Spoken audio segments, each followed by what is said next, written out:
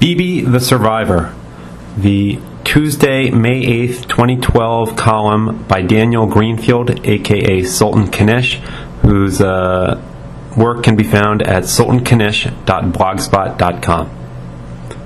13 years after he was sent packing by Bill Clinton's political consultants and a phony third party, Benjamin Bibi Netanyahu has become a political survivor. The awkward politician, constantly under siege by the media and at the mercy of domestic political squabbling, has become a veteran of Israel's turbulent politics. Netanyahu owes most of his success to a dysfunctional political climate, in which there is no one left to replace him. The old generation of leaders is gone, and even a notoriously fickle Israeli electorate would not trust most of his rivals to make them dinner, let alone run a country. Displaced by Ariel Sharon, from whom he learned the game of coalitions, Netanyahu has ably exploited the rivalries and petty careerism of the Knesset lineup to stay in office. With Ehud Barak by his side and Shimon Peres shaking hands with foreign dignitaries, the transformation is almost complete. Netanyahu's electability allows him to exploit the less electable, flipping through ministers and coalition partners like a game of cards. A deeply divided and thoroughly corrupt Knesset has no shortage of partners willing to dance with him for a ministry and the perks of power. With no one positioned to take down Netanyahu, his is the only game in town, and everyone knows it. Before Sharon, two conservative Israeli prime ministers were forced out by American pressure over the peace process. One of those men was Netanyahu. Since Begin met Carter, there has never been a relationship as bad as the one between Netanyahu and Obama. If Clinton wanted Netanyahu gone, Obama wants him gone on a rail. And that makes Netanyahu's position dangerously precarious because in any election or coalition deal, Washington, D.C. is the shadow player. But Tzipi Livni's appeals to Obama, as well as her strong suggestion that she would make all the deals that Netanyahu would not, did not help. Instead, she was shouldered aside by Shaul Mofaz, who has brought Kadima, with its sizable Knesset presence, into the coalition with Netanyahu. There is little doubt that Mofaz, like anyone who jumped ship from the trumped-up Kadima party, would sell out the country and his own mother at a signal from Obama. This brand of insanity makes Israeli politics a high-wire act where there is no stability and no future, and Bibi has learned to walk the tightrope. Whether he has learned to enjoy it is another story. Outsiders may imagine that Israeli politics involves long discussions about terrorism and, depending on the outsider's orientation, extended sessions on how to make Palestinian Arab children cry or how to win a stunning victory over terror. Neither is really true. Like most countries, Israeli politics are domestic. They involve things that hardly anyone on the outside cares about, even when poison pen correspondents like Carl Vick and Jody Rudorin try to explain to Time magazine and New York Times readers how this development once again reaffirms Israel's status as the liberal devil. Israeli politics, like everyone's politics, is mainly about dividing the government pie among all the interest groups who want a peace. It is about politicians advocating programs that won't pass in order to score points with the constituency. And it is about interest groups denouncing each other for taking too much of the pie and using it the wrong way. And most of all, it's about people who have few skills and many contacts who have managed to get themselves into the Knesset and will make any deal and do any dirty deed to stay there. If a preemptive strike on Iran's nuclear program does take place, it will have very little to do with the politics of the moment, which focuses on such glamorous issues as political access, government money, the draft, and deciding whom to blame for the destruction of the country.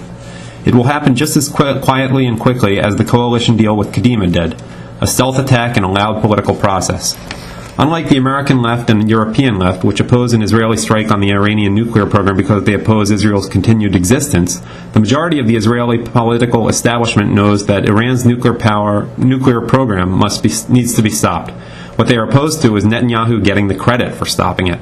Bringing Mofaz into the tent will allow him to share in the credit, but will redouble the opposition from outside the coalition and from rivals inside it as well.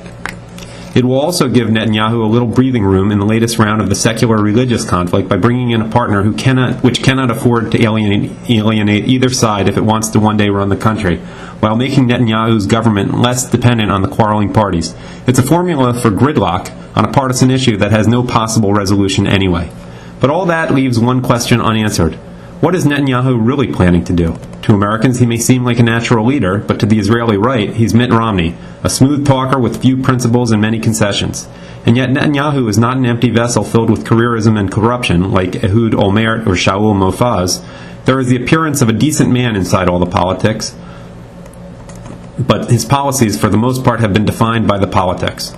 The Bibi who allowed himself to be bullied by Clinton at Y appeared to stand up to Obama in D.C., but policy-wise he does not seem to have fundamentally changed from that man. American foreign policy hands are banking on Netanyahu playing the Nixon goes to China role and making the concessions on Jerusalem that no left-wing politician would. And that is an impression that he needs to cultivate to keep from being forced out of office. But what is the truth behind all the games? That's a question which unfortunately cannot be answered. Admiring Netanyahu's political maneuvers is a dangerous game.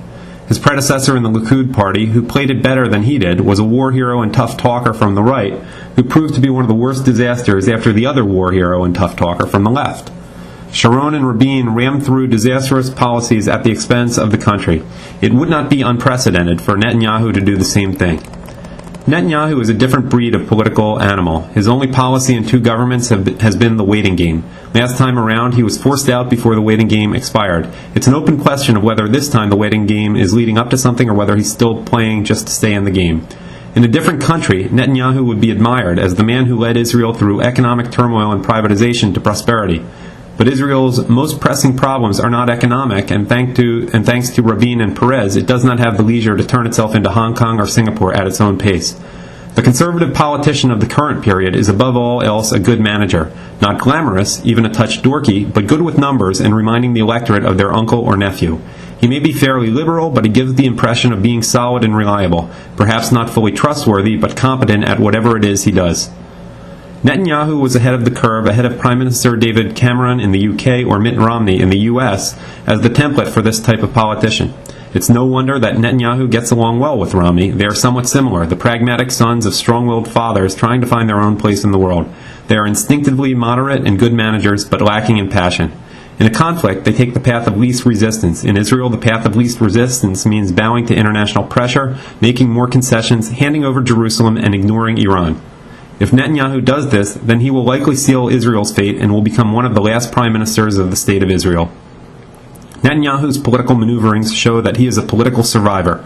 The great unknown is whether his principles have also survived, and whether Israel will survive him. The end.